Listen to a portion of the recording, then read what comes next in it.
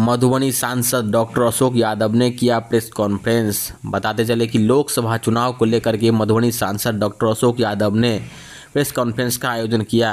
Press conference के दौरान मधुबनी सांसद डॉक्टर अशोक यादव ने क्या कुछ कह रहे हैं, देखिए आप इस वीडियो में।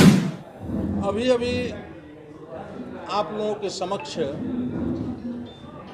भारतीय जनता पार्टी के राष्ट्रीय महामंत्री श्री विनोद तावरे जी, जो बिहार के प्रभारी भी हैं, और भारतीय जनता पार्टी के प्रदेश अध्यक्ष और बिहार के उप मुख्यमंत्री श्री सम्राट चौधरी और बिहार सरकार के उप मुख्यमंत्री श्री विजय सिन्हा के द्वारा अभी एक गीत लॉन्च किया गया है, बिहार में लॉन्च किया गया है। आप सभी ने सुना है कि बड़ा ही गीत ये आकर्षक भी है और जनता को दिल को छूने वाला ये गाना है। इस गाने में जो इस देश में गरीब कल्याण के लिए माननीय प्रधानमंत्री के द्वारा जो काम किया गया है, उन कामों का भी उल्लेख है। और बिहार में जो 15 वर्षों तक लालू जी और राबड़ी जी के नेतृत्व में जो सरकार थी बिहार में, उस समय बिहार में जो अराजक राज था, गुंडा राज था, बिहार में कोई विकास नाम की कोई चीज़ नहीं था। आए दिन अपहरण होता था, नरसंहार होता था और यहाँ पर कानून नाम की कोई चीज़ नहीं रह गया था बिहार में।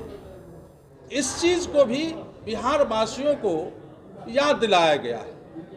और माननीय प्रधानमंत्री जी जब भारत के प्रधानमंत्री बने तो उन्होंने पहले भाषण में कहा कि इस देश के संसाधन पे सबसे पहला हक गरीबों का है। और लगातार 10 वर्षों के कार्यकाल में गांव, गरीब, किसान, शोषित, वंचित, महिला, युवा जो कार्य किए गए हैं, उनके बारे में भी इस वीडियो में झलक दिखाया गया है। चाहे माताओं के लिए घर में उज्ज्वला योजना के लिए गैस का कनेक्शन क्यों नहीं हो, या शौचालय की व्यवस्था क्यों नहीं हो, या बिजली की व्यवस्था क्यों नहीं हो, या पूरे विश्व में जो हेल्थ से संबंधित काम है, आयुष्मान भारत 5 लाख तक का इलाज जो गरीबों का इलाज होता है, उसकी भी चर्चा की गई है। किसानों के संबंध में भी चर्चा किया गया। इसमें जो 6,000 रुपया पर ईयर माननीय प्रधानमंत्री के द्वारा किसानों को दिया जाता है, इस सारी योजनाओं का इस वीडियो के माध्यम से, इस गाने के माध्यम से हम लोग जनता के बीच में जाने वाले हैं। और ये पहली सरकार है आदरणीय नरेंद्र मोदी जी के नेतृत्व में जो अपने 10 वर्षों के कार्यकाल का जो विकास हुआ है, गांव, गरीब, किसान, सभी वर्गों के लिए जो विकास हुआ है, उस जनता के बीच में हम लोग हिसाब भी देने जा रहे हैं। और माननीय प्रधानमंत्री जो बोलते हैं वह करते हैं। चाहे भारतीय जनता पार्टी के मैनिफेस्टो में हम लोगों ने सब दिन कहा है कि अयोध्या में भव्य राम मंदिर का निर्माण होना चाहिए। आज अयोध्या में भगवान श्री राम भव्य और दिव्य मंदिर में विराजमान है। जनसंघ काल से हम लोग कहते रहे हैं कि कश्मीर से धारा 370 हटे, और माननीय प्रधानमंत्री जी के नेतृत्व में आज कश्मीर में धारा 370 नहीं है। आज वहाँ न पत्थरबाज कहीं मिल रहा है, न गोलियां चल रही है। आज कश्मीर में भी जो वहाँ के पिछड़े वर्ग थे उनको भी आरक्षण मिल रहा है। पंचायती राज का चुनाव हुआ है और कश्मीर में भी विकास का धारा वहाँ बह रहा है। आदरणीय प्रधानमंत्री जी के नेतृत्व में सभी क्षेत्रों में विकास हुआ है। आज हम विश्व में आर्थिक रूप से 5वें पैदान पर हैं। या रक्षा के क्षेत्र में पहले हम जो आयात पर निर्भर करते थे, आज रक्षा के क्षेत्र में भी हम आत्मनिर्भर बनते जा रहे हैं और निर्यात भी करते जा रहे हैं। पाकिस्तान के सीमा पर हमारे सैनिकों का गला काट लिया जाता था, लेकिन आदरणीय प्रधानमंत्री जी के नेतृत्व में आज पाकिस्तान की हिम्मत नहीं है कि आंख उठा के भारत की ओर देखे। एक बार गलती किया था बालाकोट में, माननीय प्रधानमंत्री जी के नेतृत्व में पाकिस्तान में घुसकर एयर स्ट्राइक किया गया था और सारे आतंकवादियों को ठिकाने को ध्वस्त भी किया गया था। हर क्षेत्र में विकास हो रहा है, इसलिए आज हम लोग मैदान में जा रहे हैं। 10 वर्षों को कार्यों को लेके हम लोग मैदान में जा रहे हैं और बड़ा ही आकर्षक मनमोहक का पूरे बिहार में होने जा रहा है। अब कुछ और नेता जैसे रविशंकर जी भी शाम में इस गाने का लॉन्च करेंगे और पूरे बिहार में ये गाना चलेगा। और अंत में कहूँगा कि मुझे पुनः दोबारा भारतीय जनता पार्टी ने मधुबनी संसदीय लोकसभा क्षेत्र से लोकसभा के लिए प्रत्याशी बनाया है। इसके लिए मैं आदरणीय प्रधानमंत्री जी, राष्ट्रीय अध्यक्ष जेपी नड्डा जी और गृह मंत्री श्री अमित शाह जी, हमारे राष्ट्रीय प्रभारी हैं विनोद तावरे जी और प्रदेश के अध्यक्ष श्री सम्राट चौधरी जी, उन तमाम केंद्रीय नेता और प्रदेश नेतृत्व को दिल के से आभार प्रकट करते हैं कि आपने मुझ जैसे कार्यकर्ता पर पुनः आपने विश्वास किया, पुनः आपने मैदान में उतारा।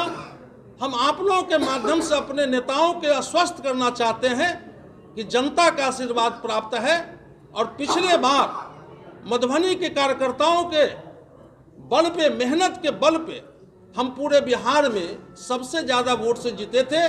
और इस बार भी हम लोगों ने संकल्प किया है, मधुबनी की जनता ने संकल्प किया है, हमारे कार्यकर्ताओं ने संकल्प किया है, एनडीए के नेताओं ने संकल्प किया है कि इस बार भी मधुबनी पूरे बिहार में पहले नंबर पर रहेगा, पहले नंबर पर जीत हमारी दर्ज होगी।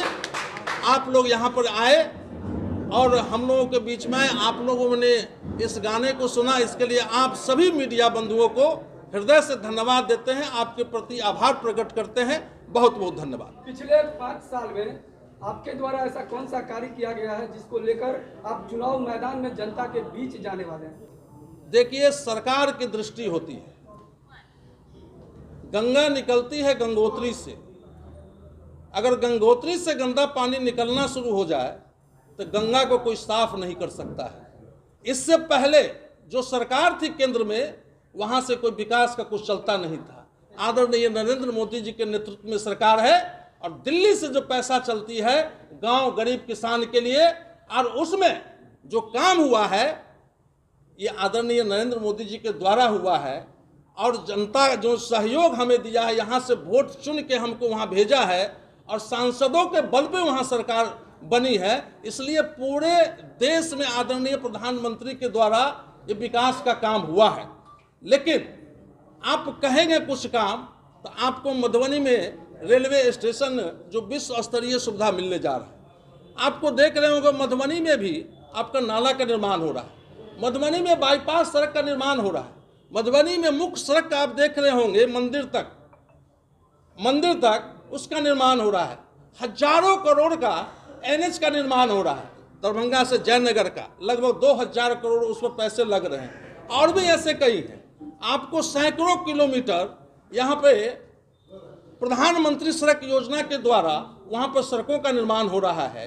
एक बार उठ के चले जाइए, आप बिस्फी चले जाइए, वहाँ पर प्रधानमंत्री सड़क के सेतु योजना के माध्यम से जो वहाँ पर पुल का निर्माण हुआ है, अगर उस वहाँ जाएंगे तो आपको लगेगा ग्रामीण क्षेत्रों में ऐसा पुल शायद ही भारत में कहीं मिलेगा। लगता है कि बॉम्बे के हम निर्मल पॉइंट पर आ गए हैं, ऐसे पुल का निर्माण हो गया है।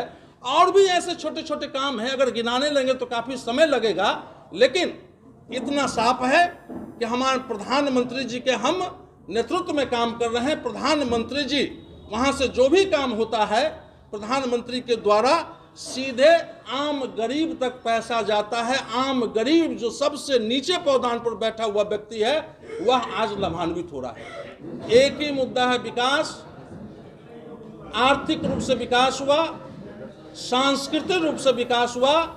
यहाँ के बहुसंख्यकों का मनोबल जो गिरा हुआ था, आदरणीय प्रधानमंत्री जी के नेतृत्व में यहाँ के जो भी बहुसंख्यक समाज के लोग हैं उनका सीना 56 इंच का चौड़ा है। पूरे भारत में 56 इंच का चौड़ा है। ये मुद्दों को लेकर, विकास मुद्दों को लेकर चलेगा। बहुत बहुत धन्यवाद।